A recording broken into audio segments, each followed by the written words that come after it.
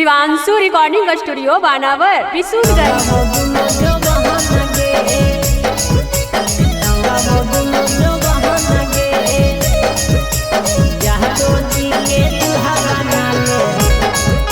Mix by Manish Arya.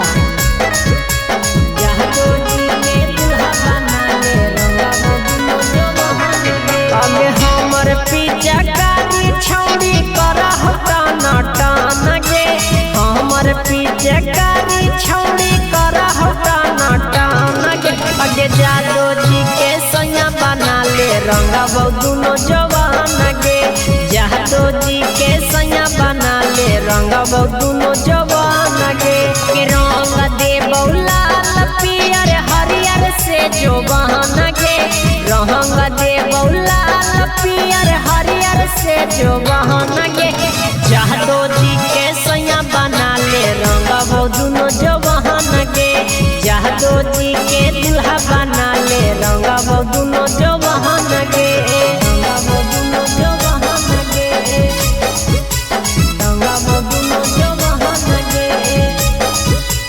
Jado ji के दुल्हा बना ले रंगब दुनो जवान गे, जादो जी के दुल्हा बना ले रंगब दुनो जवान गे। एगे बोलो मिजा दे बोली ता हम फरबे वो चोली गे, हकौ लइकन सब आवारा खेले पड़तौ होली गे, खेले पड़तौ होली गे।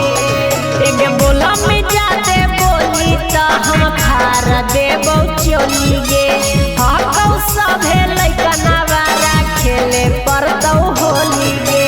बुढ़ावा जवान के छौड़ी रखे पड़तौ महान गे, बुढ़ावा जवान के छौड़ी रखे पड़तौ महान गे। अगे जादो जी के सैया बना ले रंगतौ दुनो जवान गे, अहिरे के सैया बना ले रंगतौ दुनो जवान गे, रंगब दुनो जवान गे, रंगब दुनो जवान गे।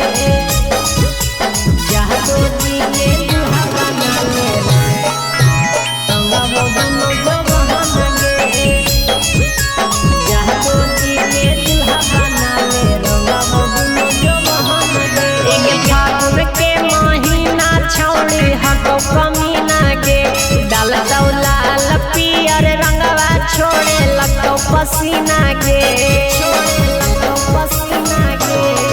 एगे फागुन के महीना छौड़ी हकौ कमीना गे, डालतौ लाल पियर रंगवा छोड़े लगनी पसीना गे। रितेश दीवाना नीरज छौड़ी रंग देतौ बदहन गे, रितेश दीवाना नीरज छौड़ी रंग देतौ बदहन गे। अगे जादो जी के सैया बना ले रंगतौ दुनो जवान गे, अहिरे के सैया बना ले रंगतौ दुनो जवान गे। शिवांशु रिकॉर्डिंग स्टूडियो बानावर बिशुनगंज।